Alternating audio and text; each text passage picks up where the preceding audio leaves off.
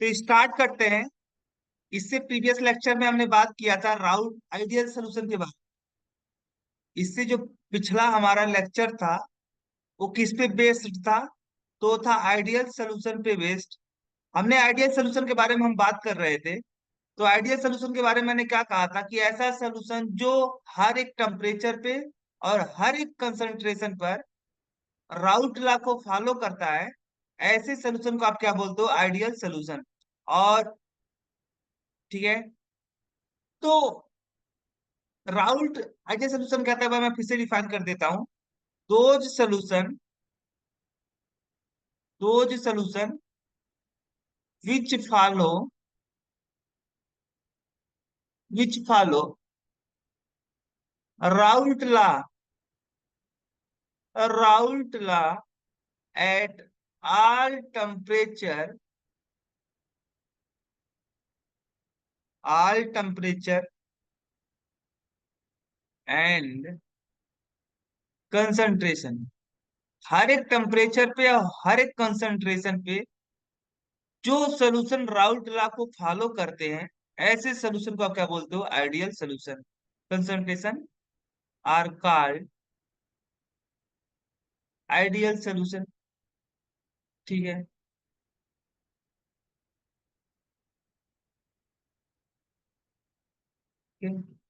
अब हम बात करेंगे limitation of Raoult law Raoult law limitation of Raoult law. तो राउट लॉ के क्या क्या खामियां रह गई, कमियां रह गई, जहां पे जाकर के राउट लॉ फेल हो जाता है? तो पहली बात कि जो राउट लॉ होता है वह केवल आइडियल सोल्यूशन के लिए लागू होता है। ठीक है।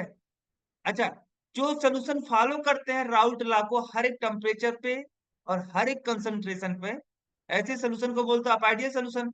और जो सोल्यूशन राउट लॉ को फॉलो नहीं करते हर एक टेम्परेचर पे, हर एक कंसंट्रेशन पे, ऐसे सोल्यूशन को बोलते हो नॉन आइडियल सोल्यूशन। इसके जस्ट अपोजिट। तो लिमिटेशन ऑफ राउट लॉ की मैं बात कर रहा हूं। तो पहली बात तो आपका Raoult law is applicable Raoult law is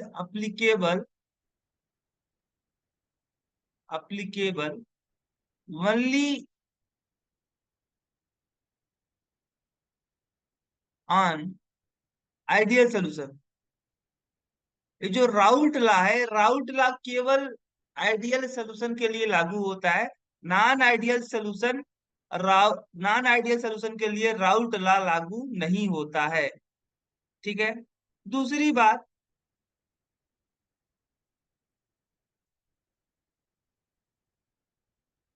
route law does not apply Raoult's law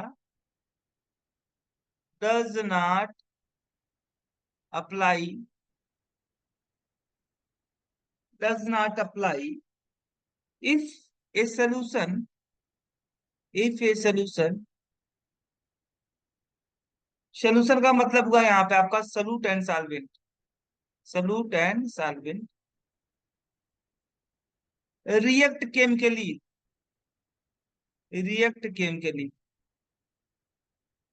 chemically.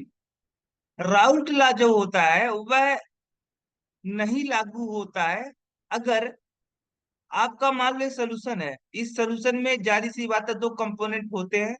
किसी भी सोल्यूशन में दो कंपोनेंट होते हैं, एक आपका सलूट और दूसरा सॉल्वेंट। तो किसी भी सोल्यूशन में सॉल्यूट और सॉल्वेंट प्रेजेंट होते हैं। अगर मान लो सॉल्यूट और सॉल्वेंट आपस में केमिकली रिएक्ट कर जाएं,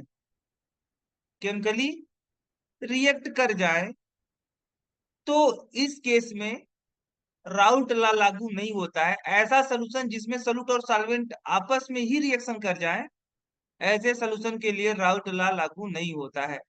तीसरा जो आपका लिमिटेशन है वह ये है कि solute dissolve in solution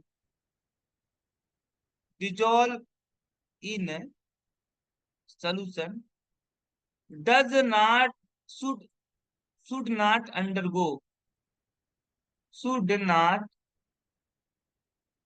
undergo dissociation और एसोसिएशन, डिसोसिएशन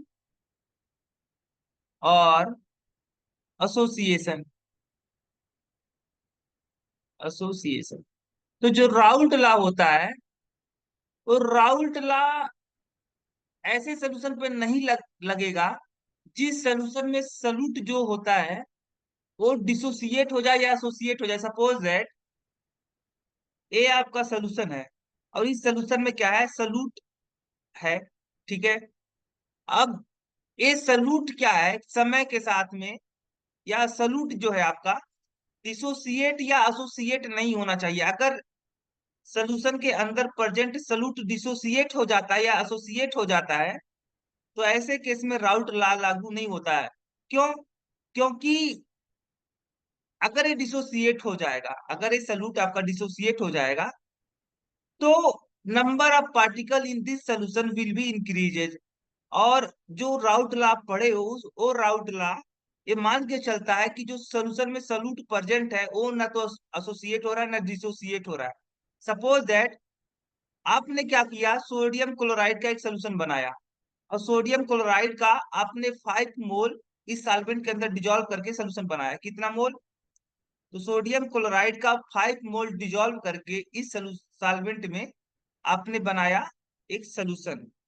अब आप सोच के रखे हो कि सोल्यूशन के अंदर कितने नंबर ऑफ पार्टिकल प्रेजेंट है सॉल्यूट के। आप ये मान के चल रहे हो कि 5 मोल सॉल्यूट प्रेजेंट है, ठीक है। बट जब ये सोल्यूशन के अंदर जाएगा और मान लो सॉल्वेंट आपका क्या था, वाटर था, तो आपको पता है वाटर के अंदर आयनिक कंपाउंड क्या हो जाते हैं, डिसोसिएट हो जाते हैं। तो इस तरीके से डिसोसिएट हो जाएंगे सोडियम आयन और क्लोराइड आयन में। तो ये कितने मोल बन गए इसके? 5 मोल, क्योंकि 5 मोल शुरुआत में आपने लिया था सोडियम क्लोराइड। तो 1 मोल डिसोसिएट होने पे 1 मोल सोडियम आयन मिल रहा है और 1 मोल क्लोराइड आयन मिल रहा है। सेम तरीके से 5 मोल अगर आपने लिया है तो 5 मोल आपको सोडियम आयन मिलेगा और 5 मोल क्लोराइड आयन मिलेगा। तो आफ्टर डिसोसिएशन इस केस में क्या हो रहा है कि 10 मोल आपके पार्टिकल प्रेजेंट हो जा रहे हैं इस सोल्यूशन के अंदर। और आप मान के आप सोच ऐसा सोच रहे थे कि जो सोल्यूट हमने डिजोल्व किया है वो ना तो डिसोसिएट होता है ना तो एसोसिएट होता है।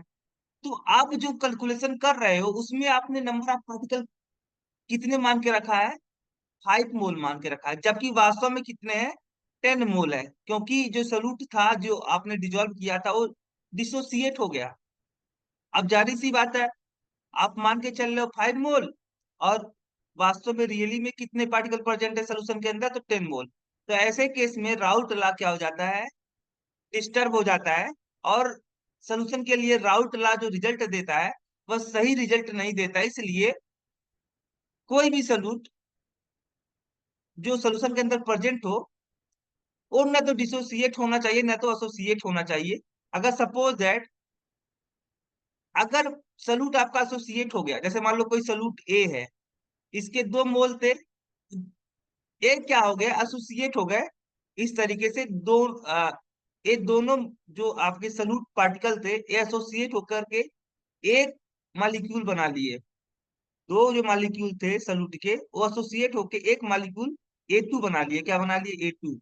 अब देखो, आप सोच रहे थे कि मैंने सॉल्यूट लिया है 2 मोल, और जबकि वास्तव में सोल्यूशन के अंदर आफ्टर एसोसिएशन कितने नंबर ऑफ पार्टिकल प्रेजेंट है आपको? ये दिख रहा है 1 मोल। तो आप कैलकुलेशन कर रहे हो 2 मोल के बेसिस पे, और जबकि रियली में कितने मोल प्रेजेंट है सोल्यूशन के अंदर सॉल्यूट के? तो 1 ही मोल प्रेजेंट है। तो जाहिर सी बात है जो रिजल्ट आएगा वो कुछ डिफरेंट आएगा। इसीलिए एक 3 अंक लिमिटेशन है राउट लॉ के। राउट लॉ की पहला पहला लिमिटेशन था कि राउट लॉ केवल आइडियल सोल्यूशन के लिए लागू होता है। दूसरा लिमिटेशन था कि जो सोल्यूशन है उस सोल्यूशन में प्रेजेंट सॉल्वेंट और सोल्यूट आपस में रिएक्ट नहीं करने चाहिए। और तीसरा जो आपका लिमिटेशन है वो ये है कि सोल्यूशन के अंदर प्रेजेंट सोल्यूट जो है वो ना तो डिसोसिएट होने चाहिए ना तो एसोसिएट होने चाहिए, ठीक है। बात करते हैं कुछ न्यूमेरिकल प्रॉब्लम, क्योंकि बिना न्यूमेरिकल प्रॉब्लम के आपका क्वेश्चन तो अधूरा ही रह जाएगा, आपका कॉन्सेप्ट कंप्लीट नहीं होगा। तो देखते हैं क्वेश्चन, राउट लॉ पे क्वेश्चन कुछ देखते हैं। क्वेश्चन इस तरीके का है कि कह रहा है कि हाउ मच यूरिया, यूरिया का मतलब हुआ, आपका मॉलिक्यूलर फार्मूला क्या होता है यूरिया का, NH2CO, NH2 should be dissolve, should be dissolve, should be dissolve in 100 gram of water, 100 gram of water, in order to reduce, in order to reduce, reduce its vapor pressure, its vapor pressure, its vapor pressure by 25%. Also calculate the molality of, the molality of solution। एक question पूछा जा चुका है IIT द्वारा, IIT ने से इस question को पूछ रखा है किस ईयर में, तो 1993 में आईआईटी ने एक क्वेश्चन दिया था, आईआईटी जेई में एक क्वेश्चन पूछा जा चुका है, ठीक है। तो कैसे सॉल्व करोगे देखते हैं। पहली बात क्या दिया है, how much urea should be dissolve in 100 gram of water, यानी यहाँ पे जो वाटर है, वाटर कैसा काम कर रहा है, सॉल्वेंट का, और सॉल्वेंट का जो मास दिया है, मास of solvent, mass of solvent वो कितना दिया है आपका, यानी कैपिटल डब्ल्यू, सॉल्वेंट के लिए जो भी क्वांटिटी यूज करते हो कैपिटल में होता है, तो W equal to, capital W equal to 100 gram दिया है।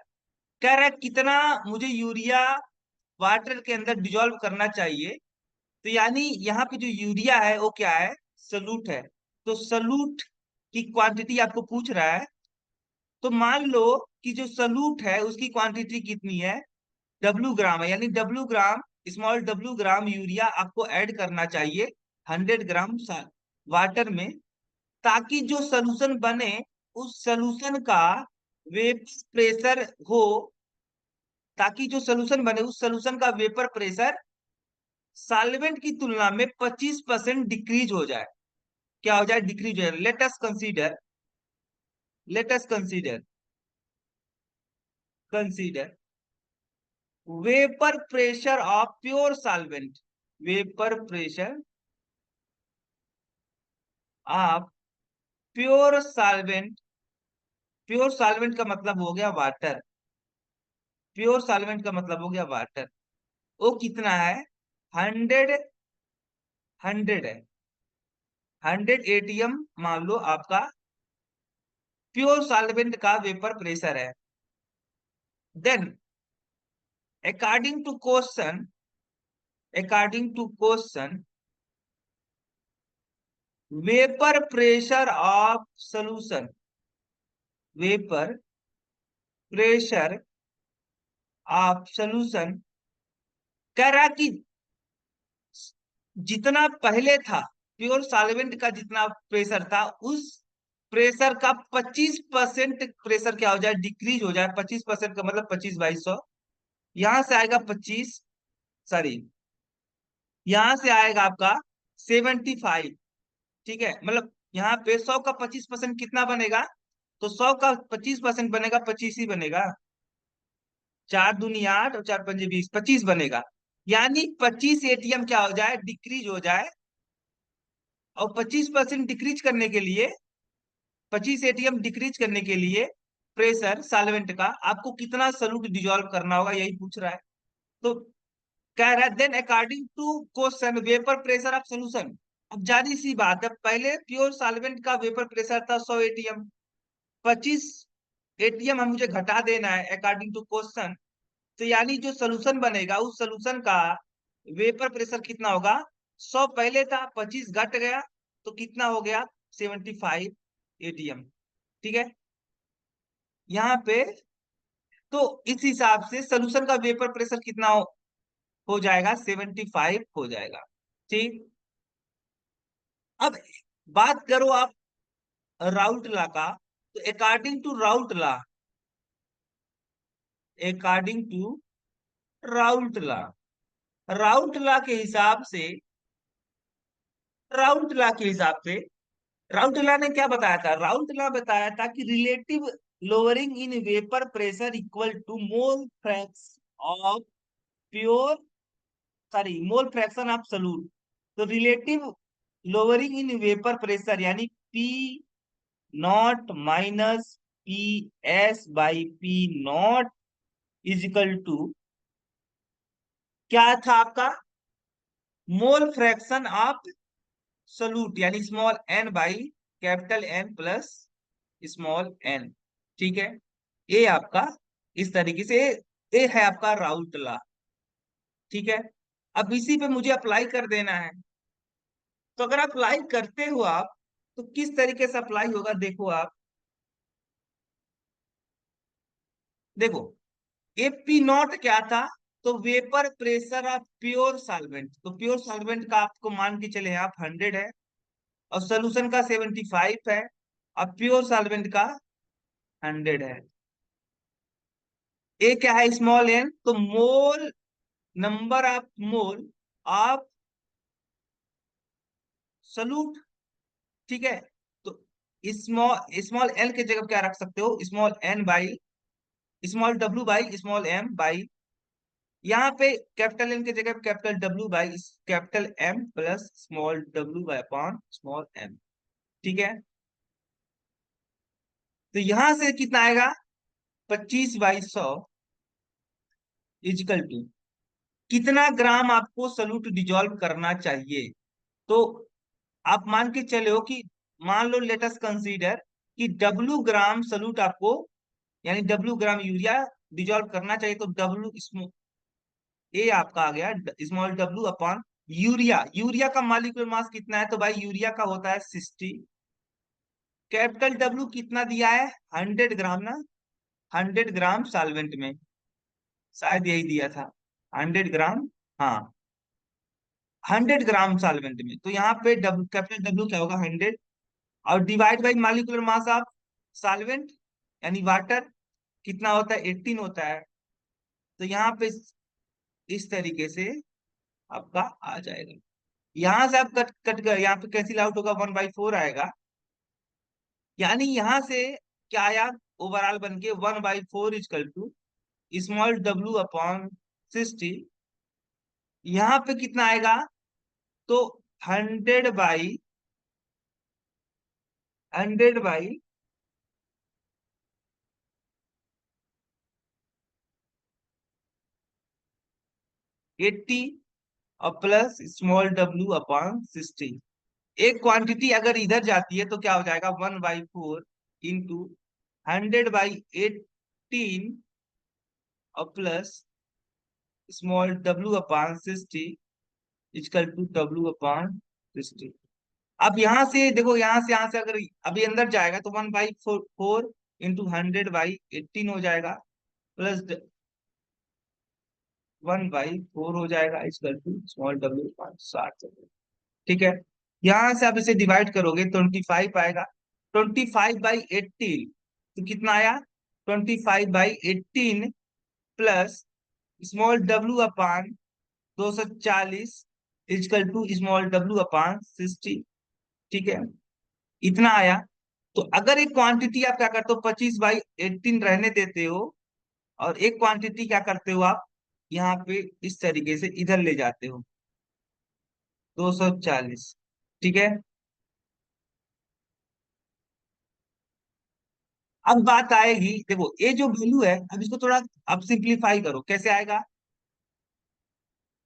अगर मैं कहूं कि 1/60 आप कॉमन ले लो, तो क्या बचेगा? W माइनस डब्ल्यू अपान कितना बार? तो 6 चौक 24, 4 बार, 4 चक 24, 240 आ जाएगा। यानी 1/60 इंटू, ये यहाँ से 4, यानी 3 डिवाइड बाई 4 आएगा आपका, 25/18। ठीक है, ये वैल्यू आने वाली है। यहां से देखो 3 से कट गया, इसे कितना आया, 20 आया। ठीक है, 20 आया। अब यहां से ये 9 हो जाएगा, ये 10 हो जाएगा। अब स्मॉल डब्ल्यू इक्वल टू क्या होगा, तो 25 मल्टीप्लाई बाई, देखो ए 10 चक 40, यहाँ पे 40 हो जाएगा, और डिवाइड बाई 9। तो कितना आने वाला, 25 चौके 100, यानी 1000। ठीक है, बाई 19। ये कितनी वैल्यू आने वाली है, तो यहाँ से आप डिवाइड कर सकते हो। एक, यहाँ पे फिर 10 हो गया, फिर एक आ गया, फिर 10 हो गया, फिर ये 1 आ गया। यानी 111.1 ग्राम सल्यूट आपको डिजोल्व करना पड़ेगा। कितना डिजोल्व करना पड़ेगा, तो 111.1 ग्राम। ठीक है, तो this is your answer, this is correct answer. कितना ग्राम आपको यूरिया डिजोल्व करना होगा, तो 111.1 ग्राम यूरिया आपको डिजोल्व करना होगा, अकॉर्डिंग टू क्वेश्चन। अच्छा, इसके साथ ही साथ एक चीज और पूछा था, आपको याद हो, क्वेश्चन आप पढ़िए, उसमें मोलल्टी भी दिया था, कि मोलल्टी आपको कैलकुलेट करना है सोल्यूशन के लिए। तो मोलल्टी इक्वल टू, आप पता है आपको क्या होता है, कि मोलल्टी क्या होता है, the number of mole of solute which are dissolve in 1 kg solvent. 1 kg solvent के अंदर कितना कितना मोल सॉल्यूट डिजॉल्व है, इसी को क्या बोलते हैं आप, मोलल्टी। अब मोलल्टी का number of mole which are dissolve, absolute number of mole of solute which are dissolved in 1 kg solvent, यानी कैपिटल डब्ल्यू इन केजी।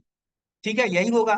और स्मॉल एन की जगह क्या लिख सकते हो आप, तो स्मॉल एन की जगह लिख सकते हो क्या, स्मॉल एम बाई स्मॉल डब्ल्यू अपॉन स्मॉल एम, और यहाँ पे केजी हो जाएगा। तो यहाँ से क्या निकल के आएगा, इस तरीके से,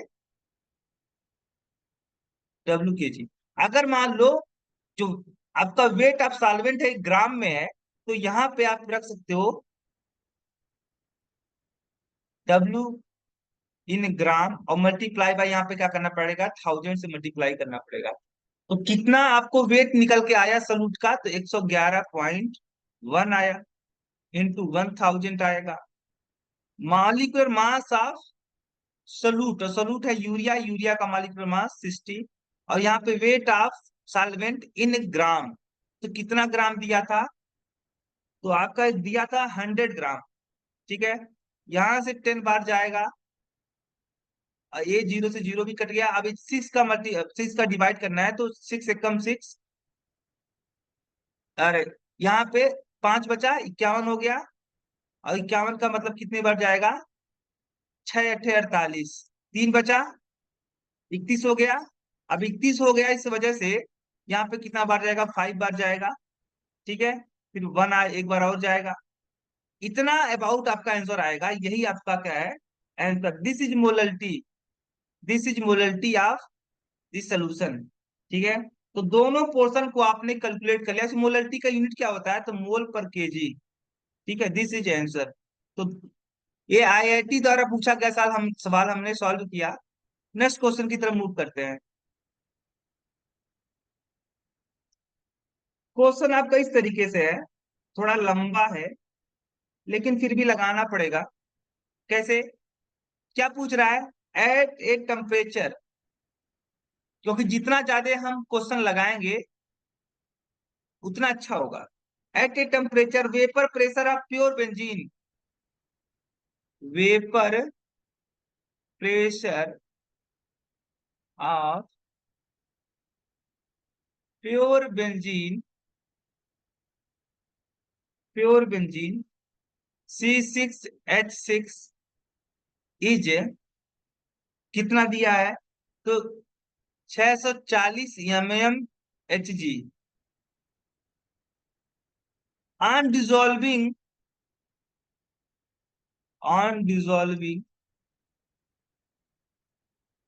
2.175 gram of in non volatile, of in non volatile solid solute, solid solute, solid solute in 39 gram benzene, benzene vapour pressure of solution, vapour pressure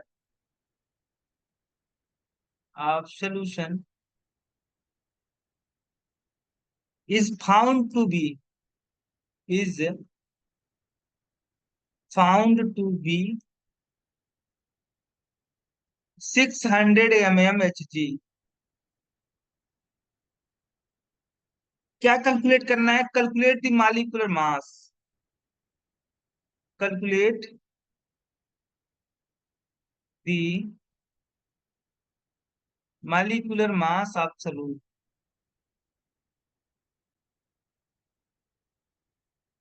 ठीक है, क्वेश्चन की तरफ मूव करते हैं। क्या बोल रहा है? एक कोई किसी टेम्परेचर पे vapour pressure of pure benzene, यानी यहाँ पे बेंजीन क्या है आपका? बेंजीन है आपका सॉल्वेंट। ठीक है, और इसका जो वेपर प्रेशर दिया है, यानी पी नॉट इक्वल टू कितना दिया है? 640 mmHg। ऑन डिजोल्विंग इतना gram of non volatile solid salute, यानी सलूट का वेट कितना दिया है? इतना दिया है, यानी स्मॉल डब्ल्यू इक्वल टू कितना दिया है? 2.175 ग्राम इन कितना? 39 ग्राम बेंजीन में। ठीक है, यानी वेट ऑफ सॉल्वेंट कितना दिया है? 39 ग्राम दिया है। Vapour pressure of solution is found to be become, यानी सोल्यूशन का यहाँ पे after dissolving this quantity of solute in pure benzene 39 gram benzene, solution का वेपर प्रेशर कितना हो जाता है? तो 600 mmHg। यानी यहाँ पे सोल्यूशन का वेपर प्रेशर दिया है 600 mmHg। कोई बात नहीं है, कैलकुलेट करना है मॉलिक्यूलर मास ऑफ सोल्यूट। ठीक है, तो बहुत इजीली इसे आप फार्मूले पे आप बेस्ड है, इसे लगाइए। राउट ला, राउट ला क्या बोलता है कि P naught minus P S by P naught is equal to small N by capital N plus small N. ठीक है, पी नॉट कितना दिया है? 640 दिया है, और यहाँ पे सोल्यूशन का कितना दिया है? तो 600 दिया है। पी नॉट कितना हुआ यहाँ पे? पी नॉट 640 हुआ। स्मॉल एन की जगह क्या होगा? स्मॉल स्मॉल डब्ल्यू upon small m by capital W upon capital M plus small N की जगह क्या हो जाएगा? स्मॉल डब्ल्यू अपॉन स्मॉल एम। ठीक है, तो कितना आया? 40/640। स्मॉल डब्ल्यू कितना दिया? तो 2.175। ठीक है, अब मॉलिक्यूलर मास आपको नहीं पता है सल्यूट का, तो एम मान लो आप, स्मॉल एम। तो वेट कितना दिया है बेंजीन का? तो बेंजीन का वेट दिया है आपका 39, और डिवाइड बाई बेंजीन का मॉलिक्यूलर मास कितना होता है भाई? तो यहाँ पे 12×6 = 72, 77, यानी 78 आएगा। ठीक है, और स्मॉल डब्ल्यू कितना दिया है? स्मॉल डब्ल्यू दिया है आपका 2.175 डिवाइड बाई, अब यही तो मॉलिक्यूलर मास पता नहीं है, तो यही पे रखेंगे अब। ये देखो, जीरो से जीरो कट गया यहाँ पे, ये वाला आपको डिवाइड करोगे तो कितना आएगा? 16 आएगा। यानी 1/16 is equal to 2.175 by small m divide by, यहाँ से यहाँ कट जाएगा तो 1/2 आएगा, और प्लस 2.175 बाई स्मॉल एम। ठीक है, एक क्वांटिटी आप यहाँ पे क्रॉस मल्टीप्लाई करो तो क्या आएगा? 1/2 प्लस 2.175 बाई स्मॉल एम। यहाँ पे क्या हो जाएगा, equal to 16 × 2.175 by small m. तो यहाँ पे कितना है, 0.5 इक्वल टू, यहाँ पे आप 16 × 2.175 by small m minus 2.175 by m, यही आने वाला है। तो यहां से निकल के आया, आप इधर आइए, 0.5 इक्वल टू, एक क्वांटिटी आप कॉमन ले लो, तो क्या आएगा, 2.175 बाई स्मॉल एम। 16 - 1 हो गया, यानी 15। 15 × 2.175 by small m equal to 0.5। ठीक है, स्मॉल एम इक्वल टू क्या आया, 15 × 2.175 बाई 0.5। 0.5 का मतलब 1/2। ठीक है, तो यहाँ पे ऐसे भी तो आप लिख सकते हो, 1/2 की जगह पे 0.5 की जगह पे 1/2। ये ऊपर जाएगा तो यहाँ पे 2 मल्टीप्लाई हो जाएगा, 15 × 2 × 2.175। ये 30, 30 का मल्टीप्लाई हुआ 2.175 में, तो कितना आएगा आपका, यहाँ पे जो वैल्यू आपकी आएगी वो आएगी 65.25। तो दिस इज योर आंसर। ठीक है, नेक्स्ट क्वेश्चन की तरफ मूव करते हैं। नेक्स्ट क्वेश्चन ऐसा है,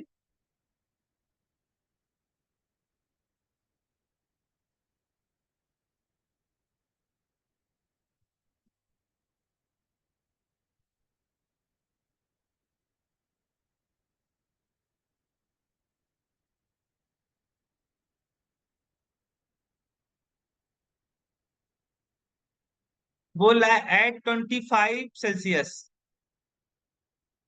vapour pressure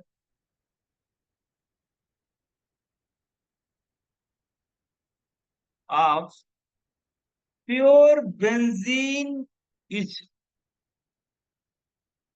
pure benzene is कितना, तो 639.7 mm। ठीक है, when solute is dissolved, when solute is dissolved in benzene, in benzene at the same temperature, at the same temperature, at the same temperature, vapor pressure of resulting solution, vapor pressure of resulting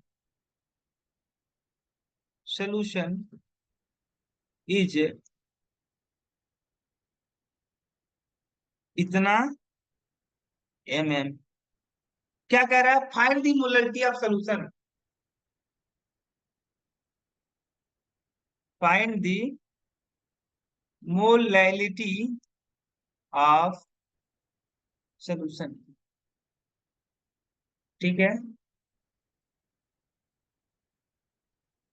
तो pure benzene का यानी solvent, solvent का कितना दिया है, देखो benzene के अंदर सॉल्यूट डिजोल्व किया जा रहा है ना, यानी बेंजीन क्या है, सॉल्वेंट है, और सॉल्वेंट का दिया है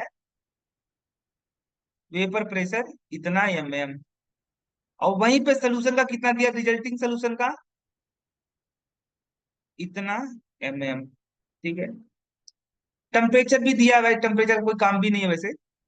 when solute dissolved in benzene at the same temperature vapor pressure of resulting solution is जितना, मोलरिटी पूछ रहा है, किसका, सोल्यूशन की मोलरिटी पूछ रहा है, कैसे निकालोगे।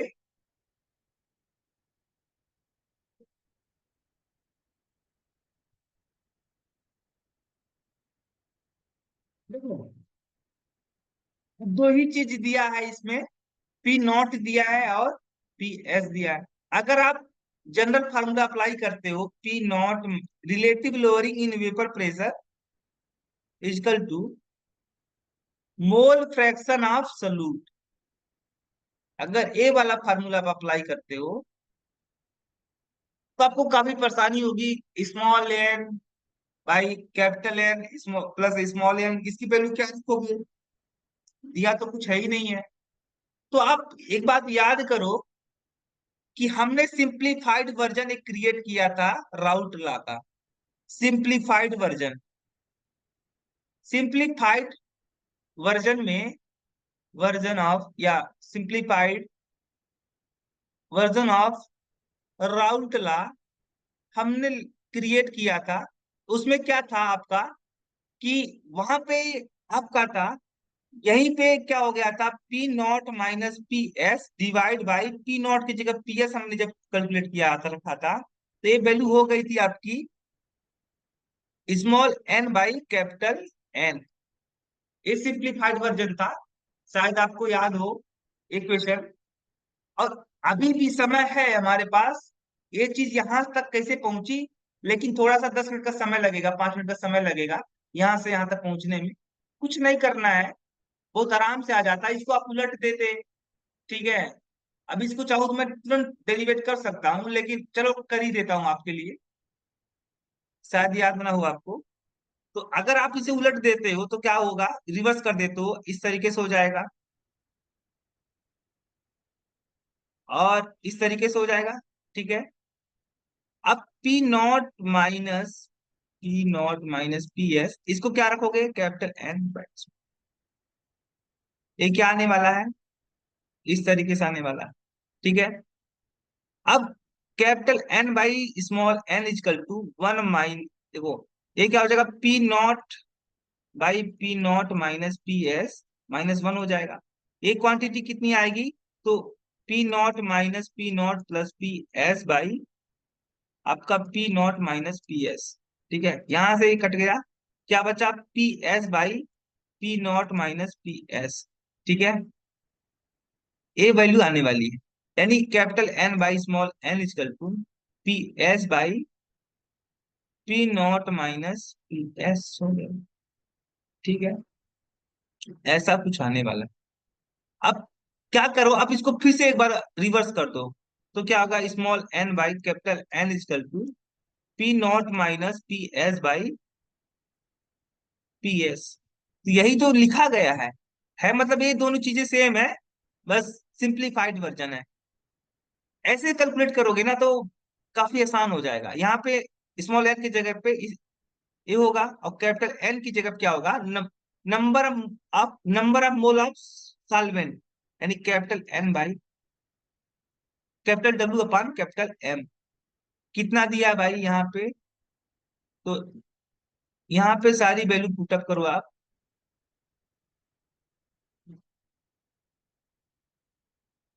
पी एस की वैल्यू कितनी दी है, ये हम, ठीक है कोई दिक्कत नहीं अभी तो, 9, ठीक है। व्हाट इज दिस, ठीक है। यहाँ पे ये जो वैल्यू जब सिंप्लीफाई करोगे तो ऐसे आएगा नीचे, इंटू इंटू 1000, ठीक है। ये आपका आने वाला है। अब सपोज दैट, सॉरी यहाँ पे 1000 से मल्टीप्लाई अभी ना मत करो, ठीक है। अब अगर सोचो, देखो हमको जब आप मोलरिटी कैलकुलेट करते हो किसी सोल्यूशन का तो क्या उसका फार्मूला होता है, यही फार्मूला होता है, यही। ये क्वांटिटी आपकी, ये केजी में, ये आपका क्या आ जाता है, अगर इसे ग्राम में रखते हो, ग्राम में सपोज दैट ग्राम में रखते हो तो यहाँ पे मल्टीप्लाई बाई 1000 से करना पड़ेगा, मल्टी। ये देखो, small n small m small डब्ल्यू स्मॉल एम और कैपिटल डब्ल्यू, यानी ये क्वांटिटी। यहाँ पे अगर ऊपर नीचे आप 1000 से मल्टीप्लाई कर देते, ऊपर और नीचे दोनों, वैसे ये दोनों कैंसिल आउट हो जाएंगे तो एक ही आएगा, तो लिखा वही चीज है, ठीक है। अब देखो, अगर कहूं कि ये जो क्वांटिटी है, ये क्वांटिटी इतना लेकर के, ठीक है, ये क्या है, मोललिटी, ये क्या है, मोलैलिटी। और यहाँ पे क्या हो गया, कैपिटल एम बाई 1000, यहाँ पे कितना आएगा भाई, तो आप यहाँ पे कैलकुलेट कर सकते हो।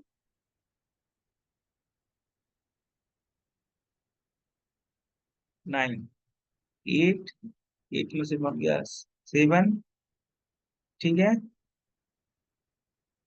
यानी 7.8 आया, divide by molality, molality, molality multiply by capital M. Capital M क्या है? तो molecular mass of solvent. Solvent क्या था आपका? बेंजीन था। बेंजीन का मालिकुलर मास 78/1000, ठीक है। तो मोलैलिटी इक्वल टू आपका निकल के आया 7.8 बाई, यहाँ पे 1/78 मल्टीप्लाई बाई 1000। यहां से आप इसे डिवाइड करोगे कितना आएगा? 10 आएगा। और 10 से इसका करोगे 100 आएगा। और 100 में इसका डिवाइड करोगे तो मोलैलिटी कितना आने वाला है? मोलैलिटी इज इक्वल टू कितना आया? तो 100 बाई इतना। अब इसको कैलकुलेट करो आप, तो इसकी वैल्यू आएगी 0.158। मोलैलिटी का यूनिट कितना होता है? तो मोलैलिटी का यूनिट होता है मोल पर केजी। मोलैलिटी का यूनिट क्या होता है? मोल पर केजी। तो दिस इज योर आंसर, ठीक है।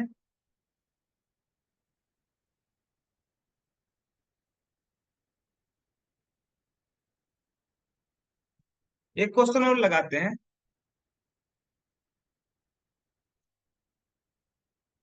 क्वेश्चन इस तरीके का है, बोल रहा है vapour pressure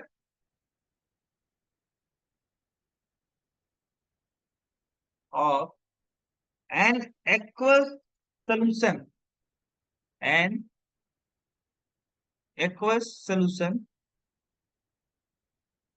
aqueous solution, aqueous का स्पेलिंग गलत है। Aqueous, aqueous solution is, aqueous solution of glucose, of glucose is कितना? एट 373 केल्विन इज 750 mmHg, ठीक है। Calculate the molality of solution, calculate the molality of solution and mole fraction of glucose, and mole fraction of glucose.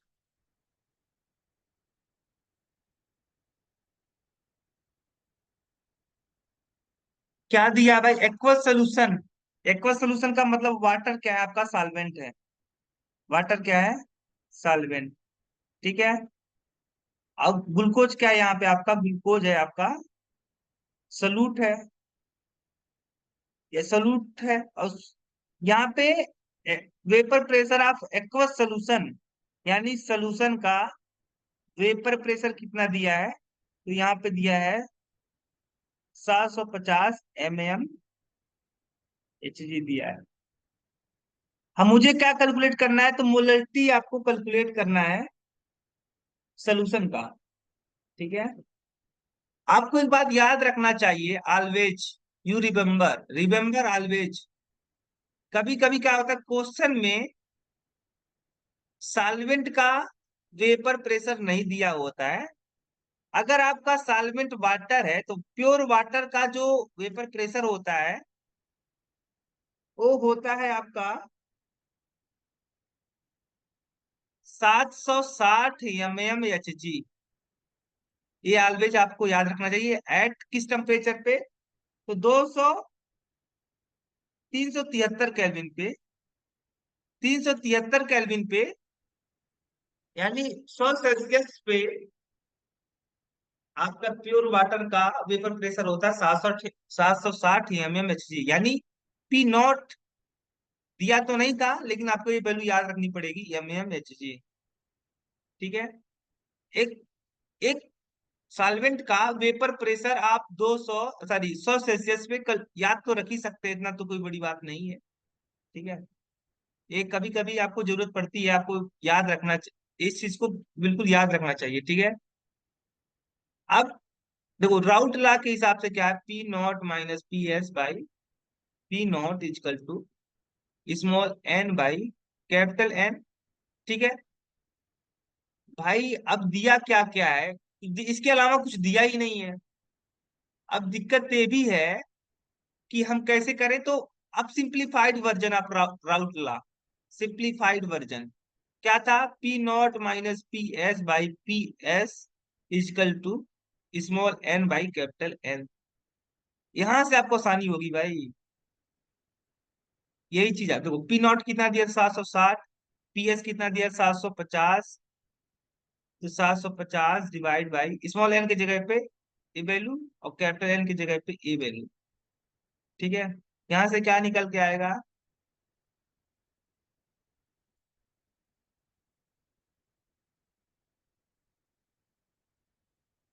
यहाँ पे ऊपर नीचे multiply कर दो आप 1000 से, सेम तरीके से जो हमने अभी पिछला सवाल लगाया है भाई। तो यहाँ पे 10 बाई 750, और ए वैल्यू कितनी है आपकी,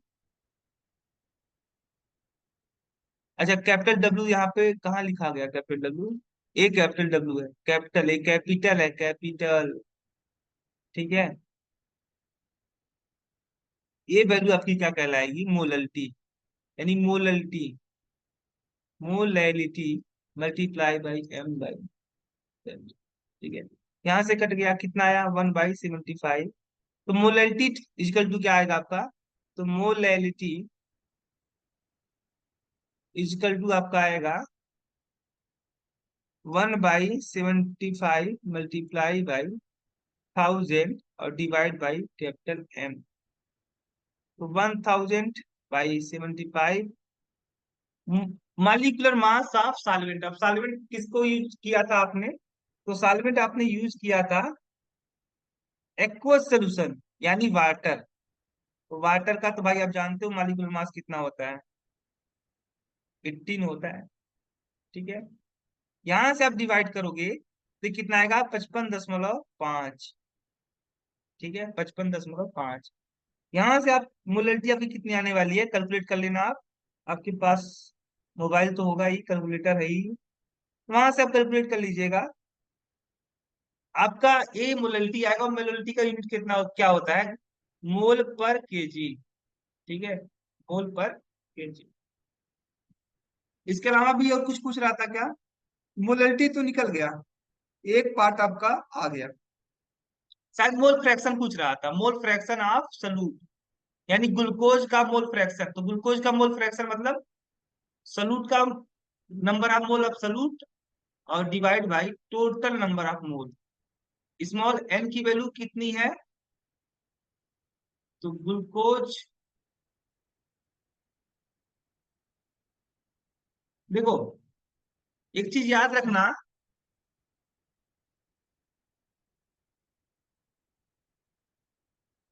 देखो मोलरिटी से कुछ आपको पता चल रहा है, ये पता इससे यहां से पता चल रहा है कि 1 kg वाटर के अंदर कितना मोल डिजोल्व है आपका सॉल्यूट, सॉल्यूट मतलब ग्लूकोज।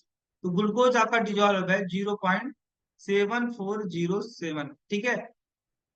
यहाँ से जो आंसर आया इसे यही पता चल रहा है। तो number number of mole of glucose कितना दिया है, 0.7407। कितना दिया है, 0.7407। कैपिटल एन यानी number of mole of water पर केजी था ना, यानी 1 kg वाटर में वाटर का वेट कितना है, 1 kg।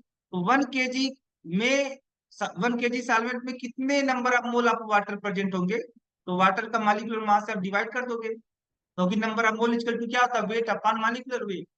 ये 55.5 आएगा, और प्लस 0.7407। यहाँ से वैल्यू क्या आपकी निकल के आएगी, यहाँ से वैल्यू आपकी निकल के आएगी 0.013। ठीक है, this is your answer.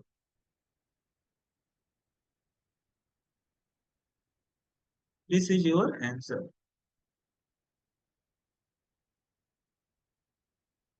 Next question हम करेंगे अपने नेक्स्ट लेक्चर में। सो थैंक यू आज के लिए।